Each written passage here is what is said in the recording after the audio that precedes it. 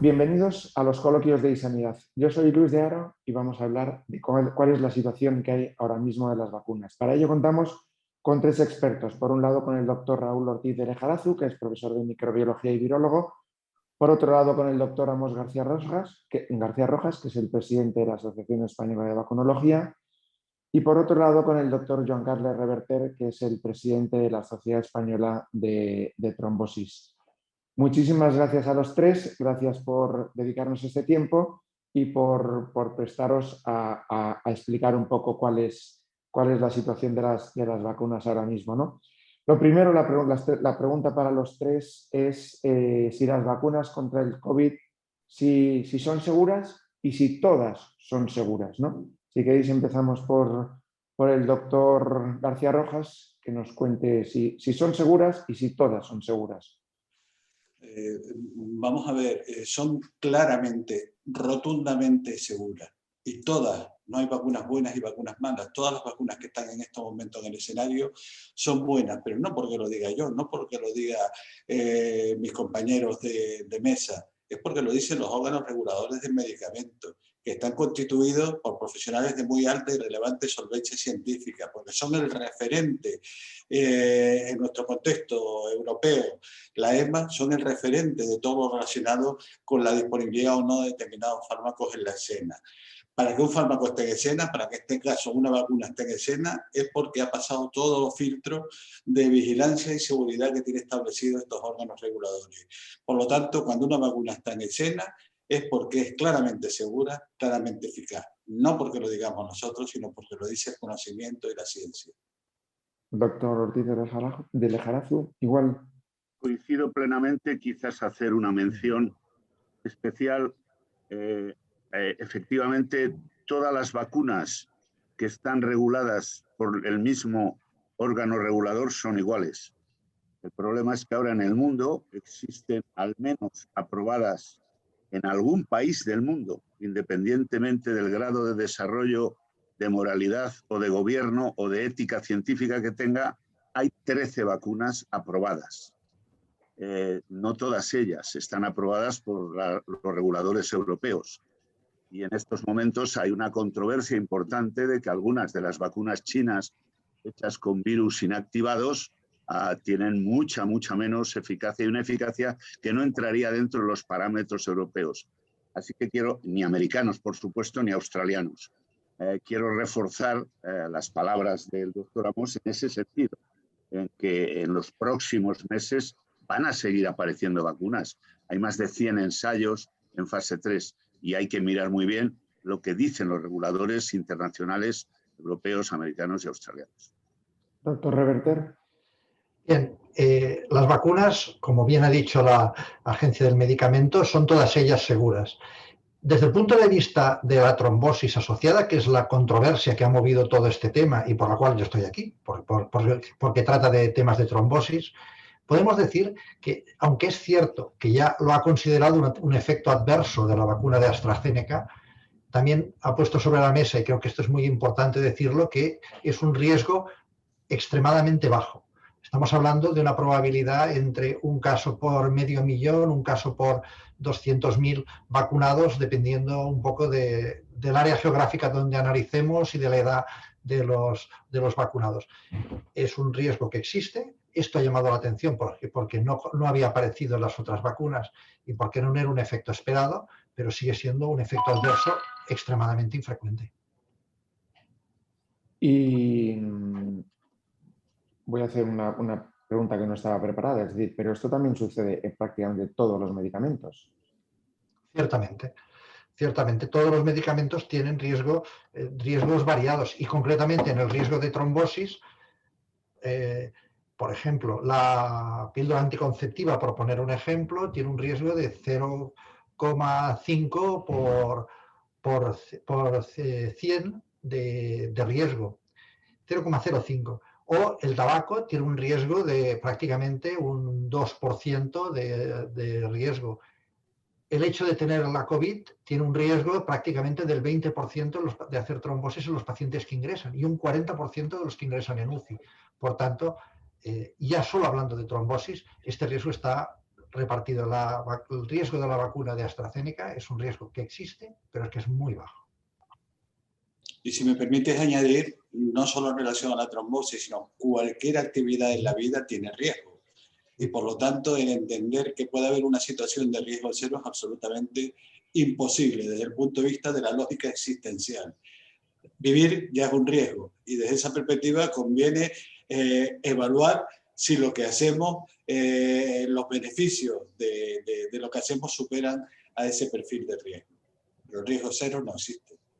El portal, en ese aspecto, el portal de la Universidad de Cambridge, que he tenido la ocasión de tuitear en mi cuenta de Twitter, si alguien la quiere visitar, se llama Dr.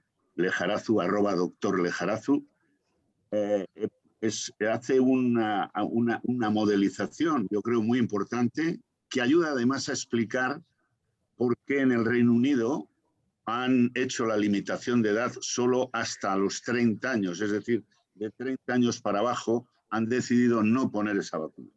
Esta modelización es muy sencilla de entender, vienen 3 diagramas que yo invito a la gente a que lo vean porque es muy bonita y muy bien hecha. El riesgo que consideran es, por un lado, trombos, como decía el doctor Reverter, que son causados no solo por la vacuna, sino por muchas cosas, y asocian el riesgo de trombos asociado, digamos, a unas vacunas de vectores. Habrá que ver luego lo que sucede con otras vacunas, RNA, etcétera, que hay menos exploración sobre esto. Y, por otro lado, hacen una escala de Likert de 5 grupos de edad, hasta 30 años, hasta 40, hasta 50 y por encima de 65 años. Y esto lo hacen en 3 escenarios. Un escenario de baja transmisión, 2 contagios por 10.000 personas día, media transmisión, 6 contagios por 10.000 personas día y un alto contagio, una cifra de alto contagio como la que han tenido muchos países europeos, y hay algunos que lo tienen, de 20 casos por 10.000 habitantes por día. Y el riesgo que evalúan es el de ir a la UBI, ingresar a la UBI en las 16 semanas siguientes a ese evento. Bueno, pues después de ese análisis, que ha sido complicado explicarlo para que se entendiera, que da 15 escenarios posibles, el resultado de multiplicar 5 grupos de edad por 3 condiciones de transmisión del virus, en el único escenario en que ese beneficio, riesgo, no es suficientemente evaluable, es en el de menor transmisión y por debajo de 30 años. El que han hecho, han ampliado, han pasado del escenario de transmisión y han dicho, sea cual sea el escenario de transmisión, por debajo de 30 años, esta vacuna de momento no la ponemos. Eso explica, y yo creo que eso es muy importante, porque esa pedagogía hay que hacerla en la nación, porque si no la población nos explica por qué son los cambios estos de edad, que parece que la semana que viene se van a los expertos y van a decir, la semana que viene se vacunan los piscis de mayo, los Leo y los cáncer. Y luego la semana siguiente van a ir los de 50, pero que tienen que ser Aquarius. Y cuando se explica bien, se explican las cosas bien, la gente tiene confianza en las decisiones porque la gente sabe que el conocimiento se hace andando poco a poco. Pero vuelvo a insistir en lo que decía el doctor Amos García Rojas, es presidente de la sociedad a la que pertenezco. Las vacunas fundamentalmente son seguras porque se ponen a una población que está sana. Pero hay que recordar que en estos momentos la población no está sana, que una vacuna pandémica no es una vacuna de un calendario vacunal. El catecismo de las vacunas incluidas en calendario vacunal, que se vacunan millones de gente, pero a plazos o en temporadas concretas, como es la de gripe, que tiene una experiencia enorme de años anteriores, no se puede aplicar en una pandemia donde se está vacunando a una sociedad que está enferma porque al menos uno de cada personas diagnosticadas de infección muere, 1 de cada 100 personas infectadas por coronavirus al menos muere, esto hay que tenerlo en cuenta, y que al cabo del día muere mucha gente y está paralizada la sociedad, ya no económicamente, sino paralizada la sociedad. Entonces, a grandes males hay que tener grandes remedios. Quería hacer una pregunta. ¿La industria qué papel está teniendo en esta crisis del COVID con todo el tema de las vacunas? ¿Cuál es el papel que juega la industria y qué papel debería jugar? Podemos empezar por cualquiera, si quiere usted, doctor Reverter. Bueno, el papel que está jugando desde el punto de vista de la asistencia directa, no lo está jugando. Desde el punto de vista juega un papel a nivel político, a nivel de disponibilidad de vacunas. También es cierto que ha hecho un comunicado AstraZeneca referente a este tema hace muy poco. Están poniendo, según dicen, medios para tratar de investigar qué es lo que está pasando, para ver de mejorarlo. Yo creo que un poco a todos nos ha pillado de sorpresa esta situación que ha generado, debido a la lupa que se ha puesto sobre el problema, ha generado desconfianza en este momento en la sociedad sobre esta vacuna que se está extendiendo quizá a otras. Y también ha influido mucho, como muy bien ha dicho el anterior ponente, la sensación de descontrol que ha habido en las decisiones, que posiblemente la mayor parte de ellas, o quizá todas, están justificadas, pero si no han sido bien explicadas o no se ha difundido esta explicación, la gente no lo ha entendido. Entonces, la industria un poco en este sentido está un poco yo creo que hasta ahora ha estado en segundo plano. ¿Qué debería hacer? Poner todos los medios necesarios para ver qué es lo que está pasando aquí y tratar de solucionarlo en lo más breve posible. Doctor Ortiz de Lejarzo. Yo creo que la industria, en lo que tú nos preguntas, yo creo que ha hecho lo que está obligada a hacer. Hay un que debe ser todos los entes del programa, es un procedimiento normalizado de registro de efectos adversos que pasan a ser señales de alerta y que pasan a ser luego a actos que pueden ser secundarios adversos, que tiene una serie de parámetros a extenderme, pero que está normalizado y protocolizado. El EMA lo ha exigido y se está cumpliendo. Yo creo que el papel que está desempeñando la vacuna, la industria farmacéutica en este contexto, es hacer lo que tiene que hacer, producir vacunas.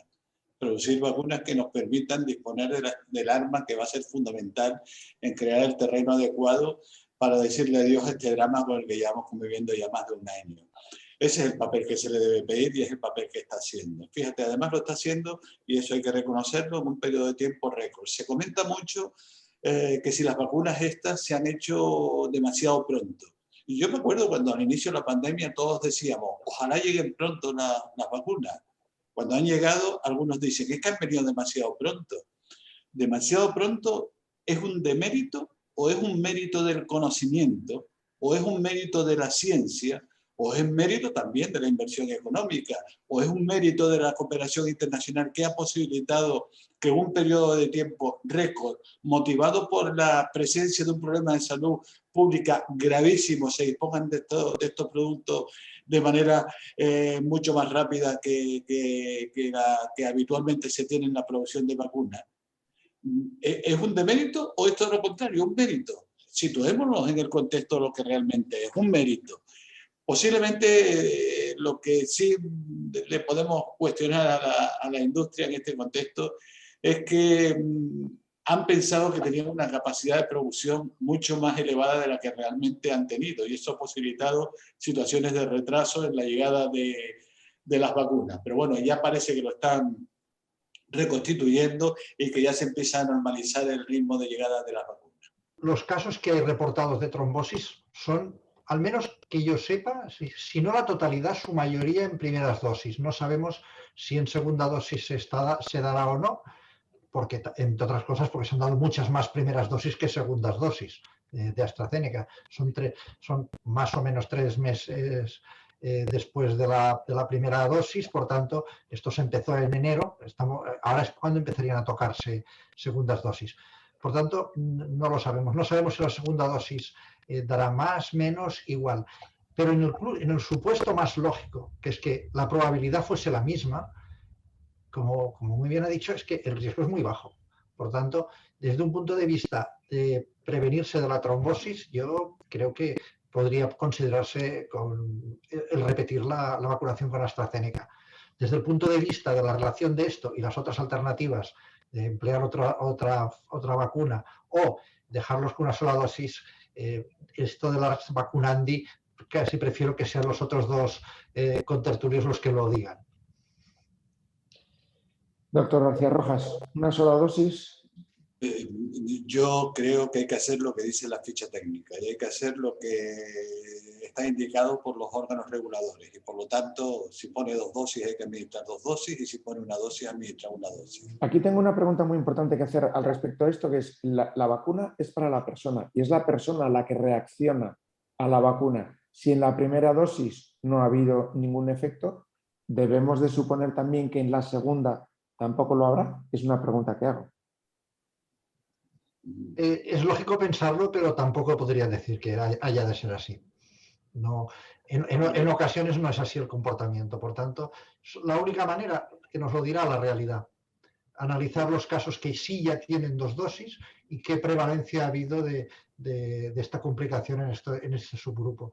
Esto imagino que lo está haciendo ya tanto las organizaciones reguladoras nacionales como la Agencia del Medicamento y espero una información en cuanto se tenga.